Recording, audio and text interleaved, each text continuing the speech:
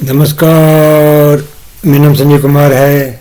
मैं एक कवि, कहानीकार, उपन्यासकार और चित्रकार हूँ। मैं अपना लेख आपके समक्ष प्रस्तुत कर रहा हूँ।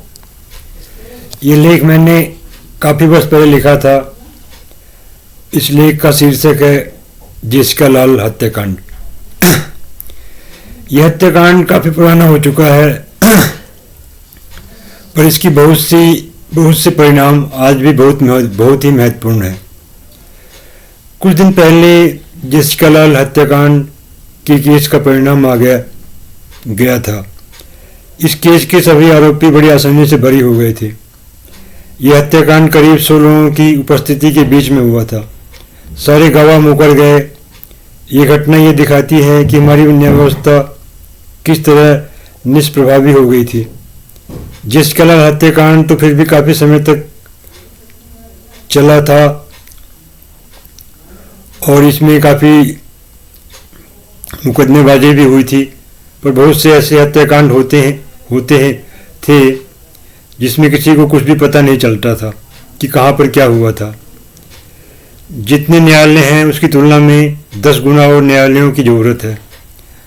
हमारी न्याय व्यवस्था में बहुत सी कमियां हैं। हमारे देश में सिर्फ उसी को न्याय मिलता था जो पैसे वाला होता था। गांवों में अक्सर परम भ्रष्ट नेताओं के बीच में खूनी संघर्ष होते रहते थे। इस खूनी संघर्ष में बहुत से निर्दोष लोग मारे जाते थे, पर किसी पर फिर भी कोई मुकदमा नहीं चलता था। परम भ्रष्ट नेता लोग बहुत से अपराध करते थे और पर इन अपराधों से वे बड़ी आसानी से बरी हो जाते थे। नेताओं को कानून का कोई डर नहीं था। इस केस का मुख्य आरोपी मनु शर्मा एक मंत्री का बेटा है। दूसरा आरोपी विकास यादव भी एक अपराधी नेता का बेटा है। नेता लोग खुद तो अपराधी होते ही हैं, साथ ही अपने परिवार को भी अपराधी बना देते हैं। किस तरह पुलिस के अधिकारी इन नेताओं के इशारों पर नाचते थे, ये सभी लोगों ने समझ लिया था। अपराधी व्यक्ति के सामने किसी भी व्यक्ति की जान की कोई कीमत नहीं होती है। अपराध और नेता का संबंध दिनों दिन गहरा होता चला जा रहा था। हमारी राजनीति का पूर्ण रूप से अपराधीकरण हो चुका था। हमारे संविधान पूर्ण रूप से असफल हो चुका था। हमारा वर्तमान संविधान अपराधियों के लिए तो वरदान बन चुका था, पर आम शरीफ जनता के लिए परम अभिशाप बन गया था। आज़ादी के बाद हमारे देश में बहुत विकास हुआ था, पर जितना विकास होना चाहिए था उसकी तुलना में बहुत कम विकास हुआ था। हमारी न्याय व्यवस्था इतनी ढीली पड़ चुकी थी कि उसकी पकड़ से बच निकलना अपराधियों के लिए बहुत ज़्यादा आसान था। नेता अपराध को एक बहुत बड़ी उपलब्धि के रूप में देखते थे, क्योंकि नेताओं को पता होता था कि अपराध करने के बाद उनका कुछ भी बाल बाका नहीं होने वाला है। इसीलिए नेता अपराध करने से बिल्कुल भी नहीं हिचकता था। आज की राजनीति शुद्ध मुनाफा कमाने का एक सर्वोत्तम व्यापार बन गई है। हमारी न्याय व्यवस्था में बहुत से सुधारों की जरूरत है। हमारे समाज में परम भ्रष्टाचार और परम अपराधीकरण इसलिए फैला हुआ था क्योंकि अपराधियों को कानून का कोई डर नहीं था। हमारे देश में विकास के लिए हर साल करोड़ों रुपये फूका जाता था, पर वास्तविक विकास शून्य होता था। हर जिले में नेता, अफसर और माफिया का एक परम अपराधी तंत्र बन गया था जो हर विकास को चाट जाता था। ये तंत्र इतना शक्तिशाली हो गया था कि किसी राज्य और केंद्र की सरकारें इसी के सहारे पर नाचती थी। ज़्यादातर पार्टियों में अपराधियों की भरमार हो गई थी। कोई भी पार्टी अपराध और भ्रष्टाचार को रोकने के प्रति गंभीर नहीं थी। जब ज़्यादातर पार्टियों में अपराधी भरे हों तो अपराध रुकेगा कैसे? हमारा संविधान अपराध और भ्रष्टाचार को नहीं रोक सकता था। हमारा संविधान एक अपराधी को मंत्री बना देता था। हमारा प्रशासन भी परम भ्रष्ट हो चुका था। हमारी राजनीतिक व्यवस्था पूर्ण रूप से सड़ चुकी थी। मुख्यमंत्री स्वयं अपराधियों को पालते थे।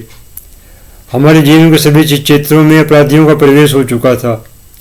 2014 से पहले व्यवस्था इतनी घातक बन गई थी कि आम आदमी का जीना बहुत मुश्किल हो गया था। शहरों में तो फिर भी बहुत गनीमत थी, पर गाँव में अपराधीकरण बहुत ज़्यादा फैल गया था। गाँव में इतना ज़्यादा अपराधीकरण था कि वहाँ पर किसी भी तरह की व्यवस्था नहीं रह गई थी। वहाँ पर विकास की सारी योजनाएं मिट्टी में मिल जाती थी।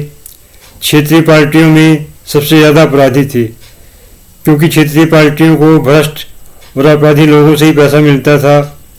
इसीलिए क्षेत्रीय पार्टियां सबसे ज़्यादा भ्रष्ट हो चुकी थी। जेसिका लाल हत्याकांड के सारे सब सबूतों को मिटा दिया गया था। इस केस के माध्यम से हम ये समझ सकते हैं कि पैसे वाले लोग कैसे न्याय व्यवस्था को ठेंगा दिखा देते थे। हर जिले में, हर राज्य में नेता, माफिया और अफसर का परम भ्रष्ट तंत्र बन गया था। ये तंत्र इतना शक्तिशाली बन गया था कि हर पार्टी इसके सामने नतमस्तक हो गई थी। प्रियदर्शनी मट्टू नामक हत्याकांड में भी आरोपी सबूतों के अभाव में छूट गए थे। मधुमिता शुक्ला हत्याकांड के आरोपी अमरमणि त्रिपाठी ने केस को खराब करने की कोशिश की थी। तब श्रीमान मुलायम सिंह ने सरेआम अमरमणि को बचाने की कोशिश की थी। हमारे देश के ज़्यादातर विधायक और सांसद परम अपराधी बन चुके थे। हमारी राजनीतिक व्यवस्था पूर्ण रूप से सड़ चुकी थी। जिस तरह से जेसिका लाल हत्याकांड के सबूतों को मिटाने का प्रयास किया गया था, उससे हम ये समझ सकते हैं कि पैसे के दम से कानून को कैसे खरीदा जा सकता है। वैसे 2014 के बाद हमारे देश में अपराध और भ्रष्टाचार को बहुत ही प्रभावशाली तरीके से नियंत्रित करने का प्रयास किया जा रहा है, और कुछ ही दिनों बाद हमारा देश एक विकसित देश बन जाएगा। तब अपराध और भ्रष्टाचार काफ़ी कम हो जाएगा। तब सबको वो सपने मिलेंगे जो सपने उन्होंने अपने मन में देखे होंगे, अर्थात सबका जीवन सुखी होगा, सब खुशहाल होंगे। आओ हम अपने देश को एक विकसित देश बनाएं। मेरे वीडियो को देखने के लिए आपका बहुत बहुत धन्यवाद।